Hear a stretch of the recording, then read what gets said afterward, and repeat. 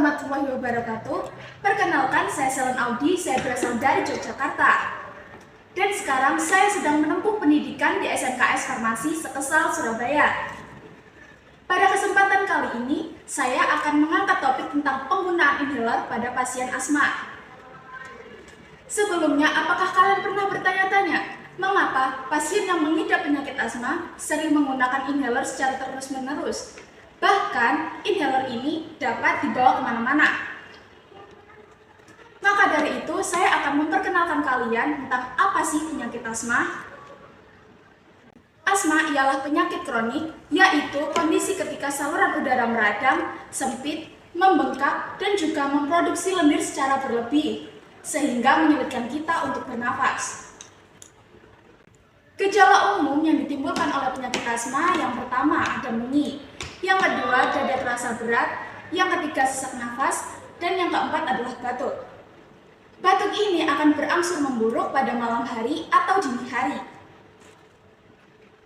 Penyebab umum timbulnya penyakit asma yang pertama adalah alergen. Contohnya seperti kotoran pada hewan tungau, polen, jamur Aspergillus fumigatus, asap, uap, dan debu.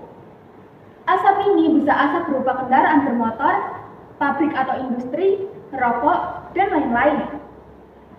Yang kedua ada hawa dingin atau hawa kering. Yang ketiga ada emosi dan kelelahan. Yang keempat ada infeksi virus. Contohnya seperti rhinovirus dan parainfluenza. Yang kelima yaitu penggunaan obat-obatan tertentu. Contohnya seperti asetosal, penghalang beta, dan AINS. Tindakan pencegahan yang dapat kita lakukan untuk mengurangi penyakit asma ialah yang pertama adalah menyingkirkan alergen. Yang kedua, berhenti merokok apabila pasien tersebut adalah seorang perokok aktif. Yang ketiga, dengan melakukan fisioterapi. Yang keempat, dengan pemberian vaksinasi influenza. Dan yang kelima adalah pemberian antibiotik. Contohnya antibiotik amoxicillin atau doxycycline. Pengobatan asma dibagi menjadi 3 bagian. Bagian yang pertama ialah terapi serangan akut, bagian yang kedua adalah status asmatikus, dan bagian yang ketiga adalah terapi pencegahan. Bagian yang pertama saya bagi menjadi poin A hingga poin E. Poin A yaitu bronkospasmolitik. Poin B yaitu pemberian salbutamol atau tarbutalin dengan cara inhalasi. Efeknya 3-5 menit setelah inhalasi dilakukan. Kemudian dilanjutkan dengan pemberian suppositoria aminofilin. Jika tidak menghasilkan efek, maka inhalasi bisa diulang setelah 15 menit. Poin C yaitu apabila poin B gagal, maka akan disuntikan injeksi intravena aminofilin, salbutamol, hidrokortison, atau prednison. Poin D yaitu disuntikannya injeksi intravena golongan adrenalin. Diulang 2 kali dalam 1 jam. Poin E yaitu pemberian tablet efedrin dan isoprenalin. Bagian yang kedua, status asmatikus, yaitu pengobatan dengan injeksi intravena aminofilin, salbutamol, atau hidrokortison dengan dosis tinggi. Kira-kira 200 mg sampai 400 mg per jam hingga 4 gram per hari. Bagian yang ketiga, terapi pencegahan, yaitu pemberian obat-obatan golongan bronkodilator. Sedangkan untuk penggolongan obat asma sendiri dibagi menjadi 7 golongan. Golongan yang pertama, antihistamin atau anti alergi. Golongan yang kedua, golongan bronkodilator. Golongan yang ketiga, kortikosteroid. Golongan yang keempat, ekspektoransia. Golongan yang kelima, modifikator leukotrin. Golongan yang keenam, omalizumab, dan golongan yang ketujuh adalah methotrexate.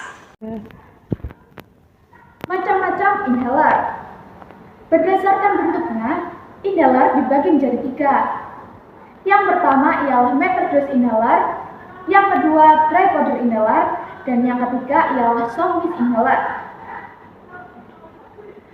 Contoh dari metered inhaler sendiri, di sini tersedia Ventolin inhaler dan Veratech inhaler. Sedangkan untuk contoh dari dry powder inhaler, di sini tersedia turbohaler dan inhaler. Berdasarkan cara kerjanya, inhaler dibagi menjadi 2. Yang pertama ialah reliever inhaler, Dan yang kedua adalah controller inhaler. Untuk reliever inhaler sendiri, di sini cara kerjanya ialah short acting. Maka penggunaannya pada saat terjadi serangan saja. Tujuannya yaitu untuk meredakan gejala asma. Contohnya di sini tersedia Ventolin inhaler dan Barotec inhaler. Sedangkan untuk controller inhaler di sini, cara kerjanya ialah long acting. Maka disarankan untuk penggunaan rutin. Tujuannya untuk mengendalikan asma. Contoh obatnya adalah golongan kortikosteroid. Di sini, golongan obat kortikosteroid tersedia dalam turbohealer, yaitu merek Pulmicort dengan kandungan budesonid. Untuk obat golongan kortikosteroid sendiri, di sini juga disarankan untuk kumur-kumur setelah penggunaan. Karena jika tidak berkumur-kumur dapat memicu terjadinya jamur atau sariawan pada mulut. Kita sampai di bagian cara menggunakan inhaler. Di sini saya akan mempraktikkan kepada kalian semua cara menggunakan 3 jenis inhaler. Yang pertama ialah meterdose inhaler, yang kedua turbohealer, dan yang ketiga adalah handyhaler. Saya akan mempraktikkan kepada kalian terlebih dahulu cara menggunakan meterdose inhaler. Di sini saya menggunakan Ventolin. Jangan lupa, sebelum menggunakan inhaler, kita pastikan tangan kita telah bersih terlebih dahulu, yaitu dengan cara mencuci tangan. Kemudian kita kocok inhaler sebanyak 3-4 kali. Kemudian kita buka penutup inhaler. Kita hembuskan nafas dan letakkan inhaler antara mulut dan gigi. Kemudian tekan bagian atas sebanyak 1 kali. Kemudian hirup sedalam mungkin. Setelah itu lepaskan inhaler, tutup mulut, dan tahan selama 15 detik, kemudian hembuskan nafas. Di sini saya akan mempraktikkan kepada kalian bagaimana sih cara menggunakan turbohealer. Jangan lupa untuk mencuci tangan terlebih dahulu sebelum menggunakan turbohealer. Kemudian kita buka penutup turbohealer dan kita putar bagian bawah turbohealer yang berwarna hingga berbunyi klik. Kemudian nafas seperti biasa dan letakkan turbohealer antara mulut dan gigi. Kemudian hirup sedalam mungkin. Setelah itu kita lepaskan turbohealer dan tahan selama 10 detik. Setelah itu kita periksa penanda dosis dan jangan lupa untuk berkumur-kumur setelah penggunaan, karena akan takutnya timbulnya penyakit jamur atau sariawan pada mulut. Sekarang saya akan mempraktikkan bagaimana cara menggunakan handyhaler. Jangan lupa kita cuci tangan terlebih dahulu. Yang pertama kita tekan tombol yang di samping sebanyak 1 kali untuk membuka secara manual. Kemudian kita buka mouthpiece dan masukkan kapsul ke dalam center chamber.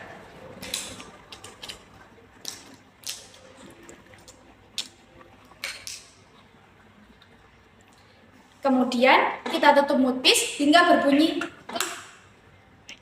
Setelah itu kita nafas seperti biasa terlebih dahulu dan letakkan mouthpiece antara mulut dan gigi. Kemudian hirup sedalam mungkin dan tunggu 10-15 detik. Kemudian kita keluarkan handyhaler dan jangan lupa untuk berkumur-kumur terlebih dahulu. Setelah itu kita tutup mouthpiece seperti ini. Selamat siang, selamat datang di Apotek Sosial. Ada yang bisa saya bantu? Mbak, saya mau beli inhaler. Inhaler yang mana ya, Mbak? Di sini kami menyediakan inhaler MDI, turbohealer, dan handyhaler. Yang bulat-bulat itu loh, Mbak. Oh, itu handyhaler, Mbak. Mau saya ambilkan? Iya, mau bantu ya, Mbak? Ya, silakan tunggu sebentar ya, Mbak. Nanti saya akan panggil kembali. Oke. Panggilan untuk Mbak Putri. Ya, saya. Maaf, Mbak. Sebelumnya saya bertanya, apakah Mbak sudah bisa menggunakan inhaler ini dengan benar? Sepertinya sih bisa ya, tapi mbaknya bisa jelasin ulang nggak? Soalnya akhir-akhir ini saya kalau pakai email itu bikin sariawan gitu. Baik mbak, saya minta waktunya untuk konseling ya. Silakan tunggu di ruangan konseling. Ya. Mbak, dengan atas nama Mbak Putri. Iya, saya. Baik, saya minta waktunya lagi ya Mbak untuk melakukan konseling. Di sini ada handy healer. Saya izin buka ya Mbak. Nah, di sini saya akan mempraktikkan dan tolong disimak ya Mbak. Yaitu yang pertama, Mbak jangan lupa untuk membuka ini, yaitu dengan cara menekan tombol yang di samping sebanyak 1 kali. Kemudian buka mukisnya, tapi sebelum itu mbaknya jangan lupa untuk mencuci tangan terlebih dahulu ya. Kemudian mbak buka mukisnya dan mbaknya masukkan cangkang kapsulnya. Di sini sudah tersedia dengan obatnya ya mbak. Mbak masukkan ke dalam chamber, kemudian mbaknya tutup kembali mukisnya hingga berbunyi klik. Setelah itu, Mbak bisa melakukan nafas seperti biasa dan tekan tombol yang di samping ini sebanyak 1 kali untuk mengeluarkan serbuknya dari kapsul. Kemudian, Mbak bisa letakkan mukisnya ini antara mulut dan gigi. Setelah itu, Mbak hirup sedalam mungkin dan tahan selama 10-15 detik. Setelah itu, Mbak bisa lepaskan inhaler dan jangan lupa untuk berkumur-kumur ya Mbak. Nanti takutnya Mbak bisa terkena sariawan lagi. Oh gitu ya caranya. Jadi selama ini saya salah ya mbak? Iya, maka dari itu Mbaknya jangan lupa untuk berkumur-kumur terlebih dahulu. Kasih ya mbak. Sama-sama, saya tutup ya Mbak dan saya kembalikan obatnya.